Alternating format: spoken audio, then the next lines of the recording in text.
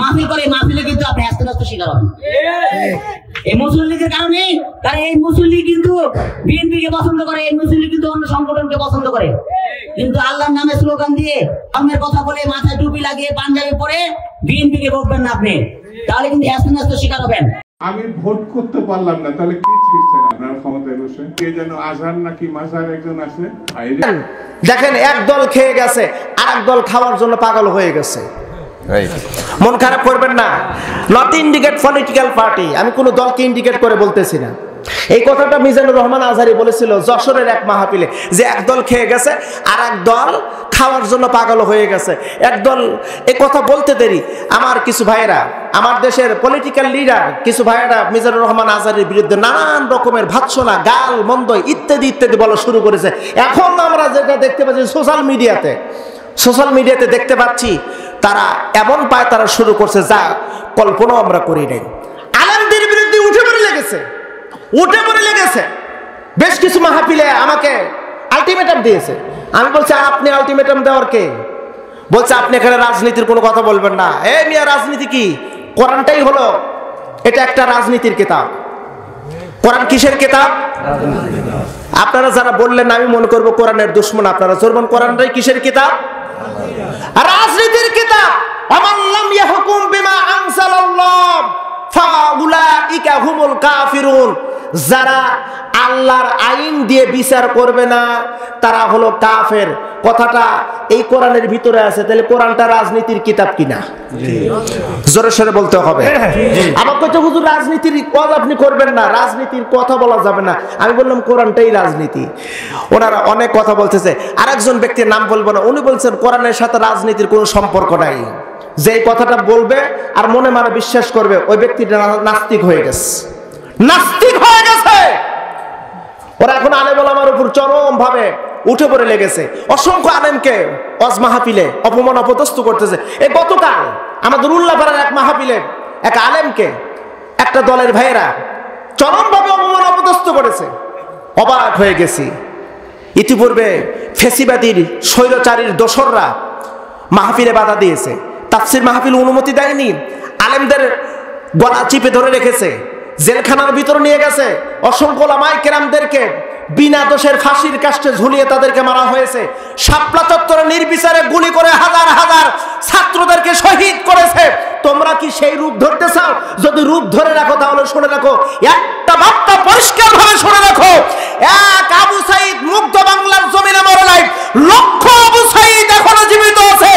এক স্বৈরাচারী বিদায় হয়ে গেছে, আর এক স্বৈরাচারীকে ছাটা পেটা করে বিদায় করার জন্য বাংলার তাওহীদি জনতা আবু সাঈদ মুগ্ধরা জীবিত আছে, প্রস্তুত আছে।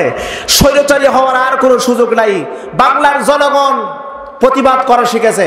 প্রিয় বন্ধুরা, মন খারাপ করবেন না, যেখানে যেটা প্রয়োজন সেটা দেওয়া খুবই জরুরি। আমাদের মতন হুজুররা কিয়ামতের ময়দানে দায়ী হবে। সত্য মিথ্যা ইনিয়ে বিনিয়ে যারা কথা বলেছে এদেরকে গ্রেফতার করা হবে।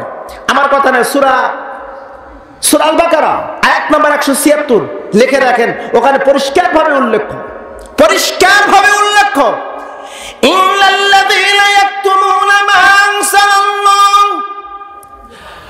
আনজালাল্লাহু মিনাল কিতাব ওয়া ইয়াশতারুনা বিহি সামানান কলিলা উলাইকা মা ইয়াকুলুনা ফি বুতুনিহিম ইল্লান নার ওয়ালা ইউকাল্লিমুহুমুল্লাহু ইয়াওমাল কিয়ামাহ ওয়ালা ইউযাক্কিহিম ওয়া লাহুম আযাবুন আলীম।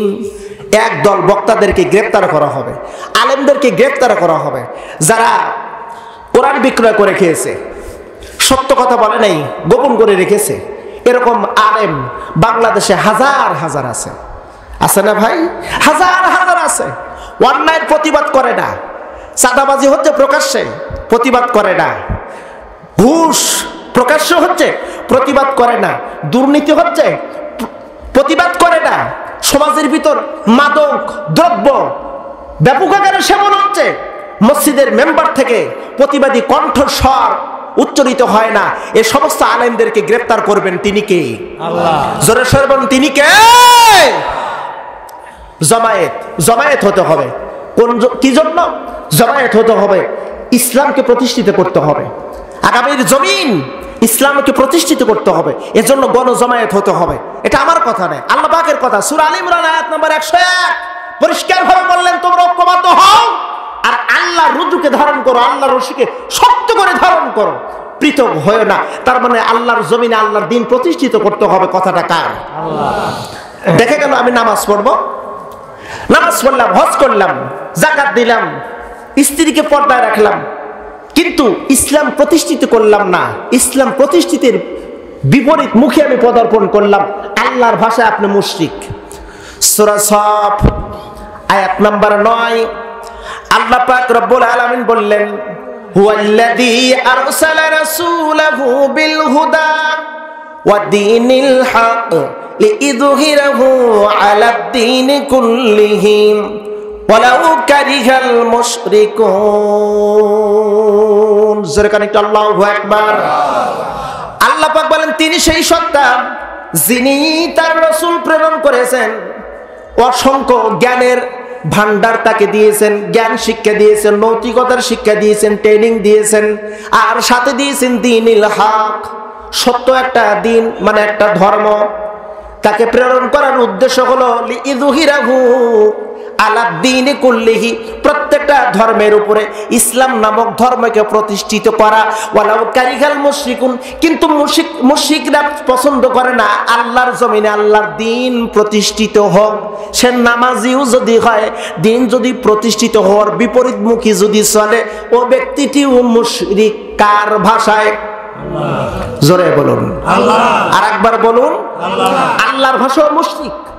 চিন্তা ভাবনা করেন, আগামীতে চিন্তা ভাবনা করেন, আপনি কোন মুখী পদার্পণ করবেন, কোন দিকে যাবেন, কোন দিকে যাবেন।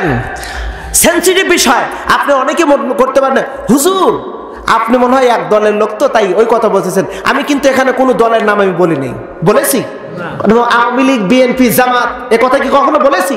আমার কথা হলো একামত দিন প্রতিষ্ঠিত করতে হলে যেই দল বলবে একামত দিন হবে, একামত দিন প্রতিষ্ঠিত করব, সেটা চরমনাইও হতে পারে, খেলাফত মজলিসও হতে পারে, জামাতে ইসলামও হতে পারে। যারা বলবে দিন প্রতিষ্ঠিত করব, আপনারা ঐক্যবদ্ধ হয়ে আসেন, তাদের সাথে যাওয়া আমাদের দরকার, তাদের সাথে যাওয়া আমাদের ফরজ। ফরজ। একটা কথা বলি, খুব গুরুত্বপূর্ণ কথা। এই যে গত 15.5 বছর আমাদের দেশে একটা সরকার লম্বা সময় ছিল, এই সরকার যদি কোরআন দিয়ে যদি দেশ পরিচালনা করত, কোরআন দিয়ে যদি সংসদ পরিচালনা করত, আমরা সবাই তার দলভুক্ত হয়ে যেতাম, সবাই দলভুক্ত হয়ে যেতাম। কারণ তা আমাদের মূল মিশন হলো আল্লাহর জমিন আল্লাহর দ্বীন প্রতিষ্ঠিত করা। তার মিশন ছিল সেকুলারিজম, ধর্মনিরপেক্ষ, যার কারণে আমরা বিরোধিতা করেছি। আজকেও যারা কোরআন বিরুদ্ধে, কোরআন সুন্নাহ বিরোধী যাবে, আমরা তাদের বিরুদ্ধে যাব। আমাদের টার্গেট, আমাদের লক্ষ্য আল্লাহর জমিনে আল্লাহর দ্বীন বাস্তবায়ন করা। আপনাদের ইচ্ছা আছে না? জরবানি ইচ্ছা আছে না ভাই? আল্লাহর জমিনে যদি দ্বীন প্রতিষ্ঠিত হয়, চুরি, বাটপারি, এই যে দখলদারি, চাঁদাবাজি, টেন্ডারবাজি, এগুলো কিচ্ছু থাকবে না, কিচ্ছু থাকবে না, সব নিট অ্যান্ড ক্লিন হয়ে যাবে। আমি বলবো আল্লাহর জমিন আল্লাহর দ্বীন প্রতিষ্ঠিত হলে সমাজের রূপরেখা কেমন হবে, এ বিষয়ে কিছু কথা বলবো। রাগ করবেন না তো আপনারা? প্রিয় বন্ধুরা, জামাতের সহিত নামাজ পড়তে হবে। প্রিয় নবীকে বলা হলো, অনবীজি নামাজ পড়া হবে তবে জামাতের সহিত।